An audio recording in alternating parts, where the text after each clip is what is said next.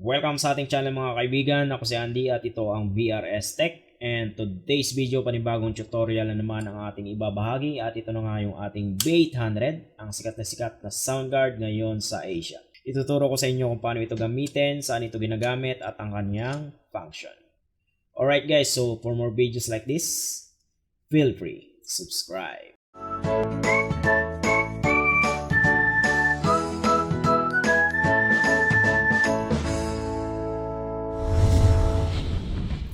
Okay guys, explain ko muna yung kanyang connection. Umpisa tayo dito sa charging. May charging tayo dito guys kasi si V8 is battery operated. So 5 volts and any cellphone charger and power bank pwede. Tas ito na rin yung connection niya to PC. Mamaya ide-demo ko kung paano i-connect. Next, live 1 and live 2. Itong connection naman na to guys ang gagamitin nyo papuntang output device. Like for example, yung gagamitin yung cellphone for your live recording and podcasting. So dito nyo siya i-connect. Then by the way guys, live 1 and live 2 is the same. And both line pwede nyo pagsabayin. Like kunyari yung live 1 is Facebook. Then live 2 naman like for example YouTube. Nagets nyo guys? Okay. Backing track. So backtrack is input guys. So it will serve you as your connection for your background music.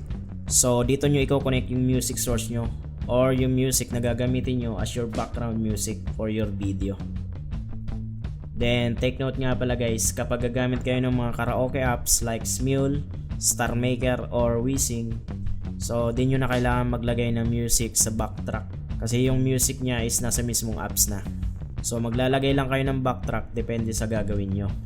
Kung magko-cover kayo ng isang song or magla-livestream, so depende sa pangangailangan nyo. Then yung connection nga pala guys is from micro USB to 3.5mm jack. Earphone. Then earphone guys is for your headset. Ang function na naman is for monitoring. So ito ay para marinig mo ang kinakanta mo or sinasabi mo. Then support na din na to guys, pwede mo siyang gawing output papunta sa inyong mga speaker or amplifier. Ang kailangan nyo lang ay mga ganitong connection. Okay, so headphone tayo.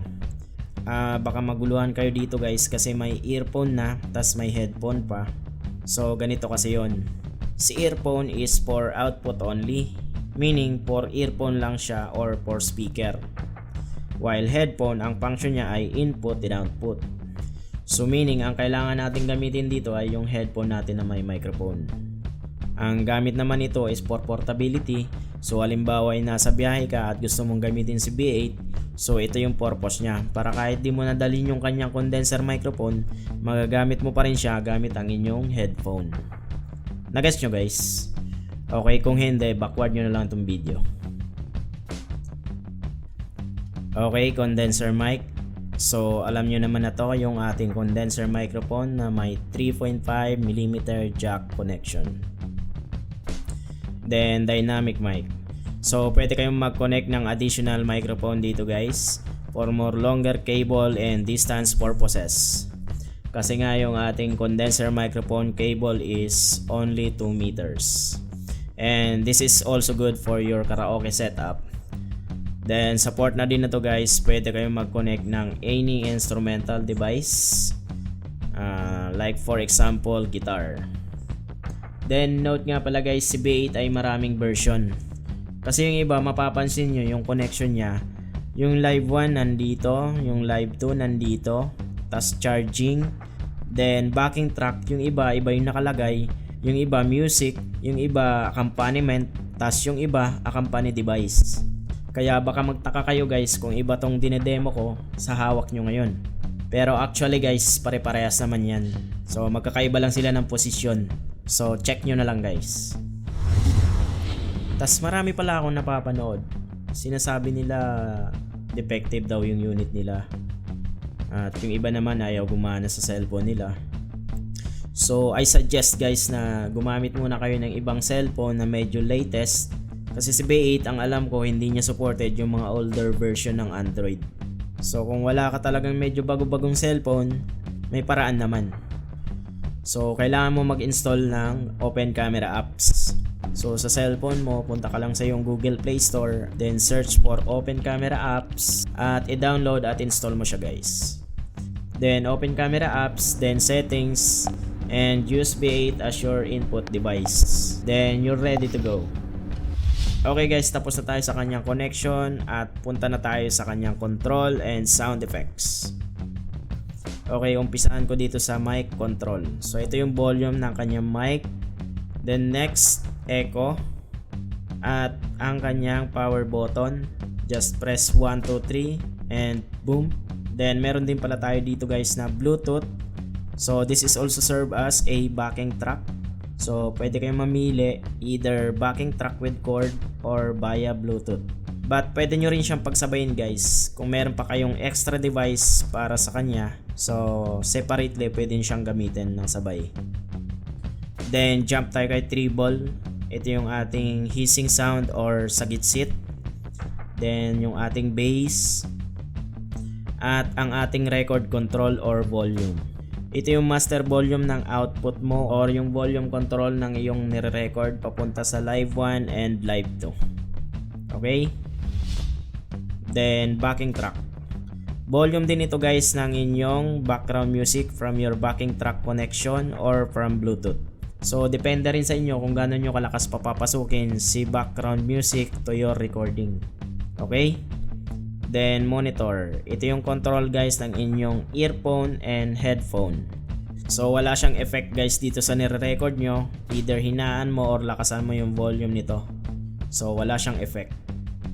Then reverb delay. Almost same lang sila ni echo. And this is for karaoke effect. Then voice change. Pwede nyong gawing chipmunk ang boses nyo. Or Boses ka pre. tama ba?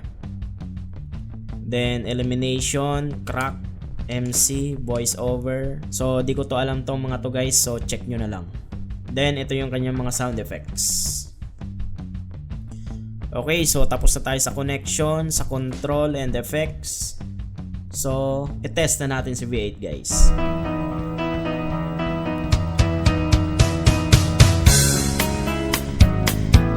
We'll find ourselves and come what may. Doesn't matter if I'm alone.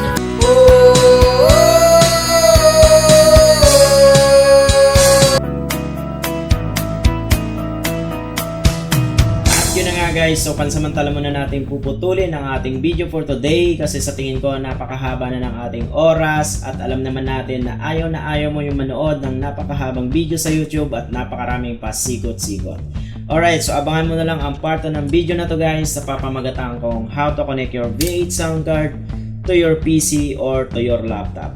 And yes guys, before you end this video, don't forget to subscribe and hit the like and notification bell icon para updated ka sa mga susunod kong bagong i-upload na video. At kung may question ka guys, i-comment mo na yan at sasagutin ko hanggang sa abot ng aking makakaya. At maraming salamat sa panonood. Sana may natutunan ka sa video na to. Ciao!